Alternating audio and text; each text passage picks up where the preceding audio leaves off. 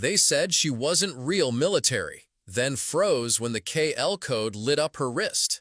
Wait a second, let us know where you're watching from in the comments, and make sure to subscribe for more powerful and inspiring stories just like this one.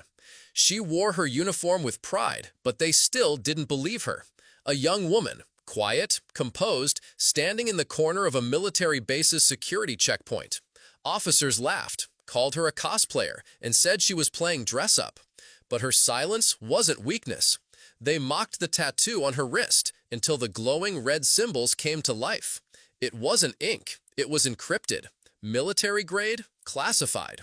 Suddenly, the room changed. The men who had laughed were now frozen in fear. What kind of soldier was she? What happened next left the entire base in silence. Watch until the end. Asha Daniels was just 20, but she'd seen more than most would in a lifetime. Recruited into a covert military cyber ops division straight out of high school, she never wore medals or boasted about missions. Her job was quiet, encrypted, and dangerous.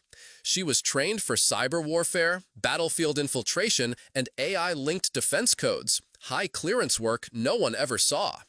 Today, she was sent to Base 49, a joint facility where most didn't even know her division existed. Wearing standard fatigues, she stepped through the outer gates. That's when she saw the smirks. Not one person saluted. One white officer leaned over to another and chuckled. Probably someone's kid lost on a tour. She stayed silent, presenting her encrypted wristband. But they waved it off, called it fake. She felt their eyes burning through her, dismissive, doubting. What they didn't know, her presence was a test. One, they were about to fail, badly.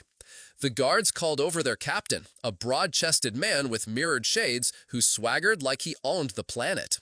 He took one look at Asha and burst out laughing. "Where's your handler, sweetheart? We don't play games with Girl Scouts here." Asha calmly held out her wristband again. "I'm here for a systems audit. Clearance level 9. Daniels, Asha, Cyber Command." He waved her off, muttering something about affirmative action hires and wannabe hackers. His men laughed louder this time. "You think you're real military?" one of them barked. "That code could have been printed on a toy." That's when her wristband began to pulse. Red, silent, precise. The men stopped laughing. From a nearby tower, a siren blared, but not from base security, from her. The encrypted KL code had activated, a dead man trigger designed only for military defense AI operators. Suddenly, the base systems began to glitch. Doors locked, communications scrambled, surveillance feeds went black. Asha's voice remained calm. "You've attempted to detain a Tier 1 operative. You are now within an unauthorized lockdown protocol." The captain reached for his radio. Nothing. Static. "She's real," one of the guards whispered, eyes wide. And then her file appeared on the main base frame. Top secret, unsanctioned entry. Authority, Black Phoenix Division. Panic swept through the checkpoint, and Asha hadn't even moved. A drone descended from above, its camera locking onto Asha's glowing wristband. "Verified," it said. "Operative Daniels, command recognized." She looked at the now pale captain. His jaw trembled. "Stand down," she said, her voice low. "You failed protocol. You'll be reported for obstruction of classified access." He stammered, We didn't know." "You didn't ask." Moments later, 2 blacked-out vehicles pulled up. Out stepped men in silent uniforms. No rank, no name tags. They nodded at Asha. "Transfer complete," one said. As she turned to leave, the security checkpoint deactivated, unlocking only for her. Everyone stood frozen, watching. No one dared speak again. Asha didn't need applause. She didn't need to prove anything.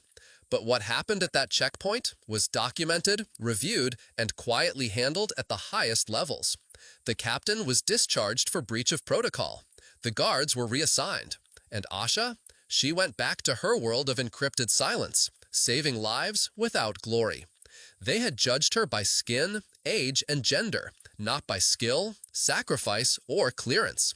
And in doing so, they revealed something deeper, that sometimes the most powerful people are the ones you never see coming.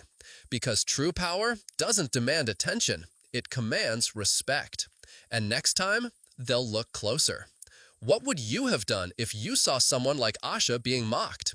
Comment your city and country below. We want to hear where you're watching from. Take care.